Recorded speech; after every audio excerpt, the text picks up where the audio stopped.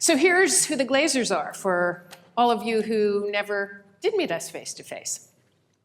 And how did we ever get together and to where we are here? So we met in graduate school. We went to graduate school together. And really, we love to tell people that we're from Oregon, even though we know this.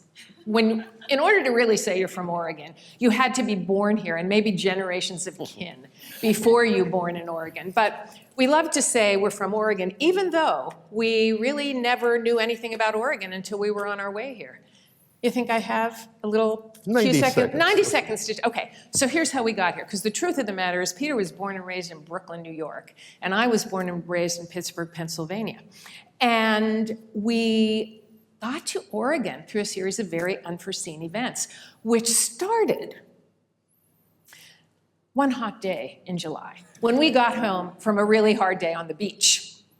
And for those of you disbelievers and doubters, I would like to now give you a piece of Glaser trivia that I bet only a few people know, but soon hundreds will.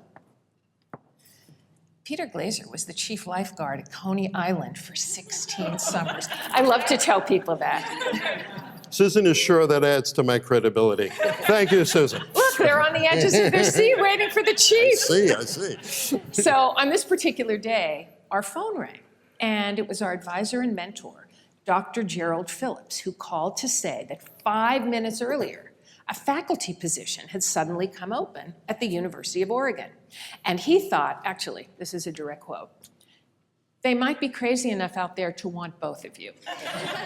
So with that overwhelming endorsement, he said, I want you to call and I want you to try to get those jobs. And I did not want a job at the time. I was 7.5 months pregnant with our first child. And my plan for the next year was that we were going to write our dissertations and learn to be parents. And that is exactly what I told our advisor.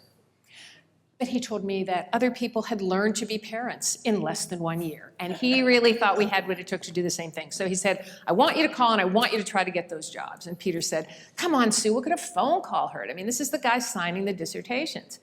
All right. So we made the phone call, one thing led to another, and we did get faculty positions at the University of Oregon. And that's when I knew with utter certainty I did not want to go.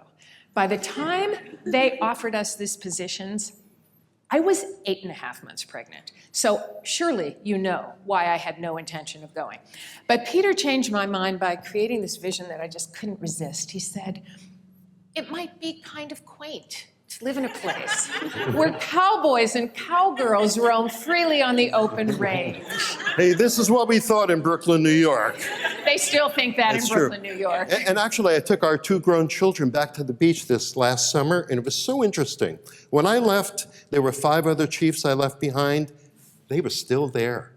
I swear, guys my age. I mean, one guy had a hip replacement, 2 guys was formerly on Social Security. I mean, it was a good job. It wasn't that good.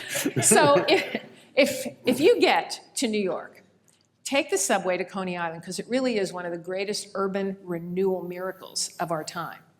But if you go to the beach, just remember, it may not be Baywatch anymore. Senior Baywatch.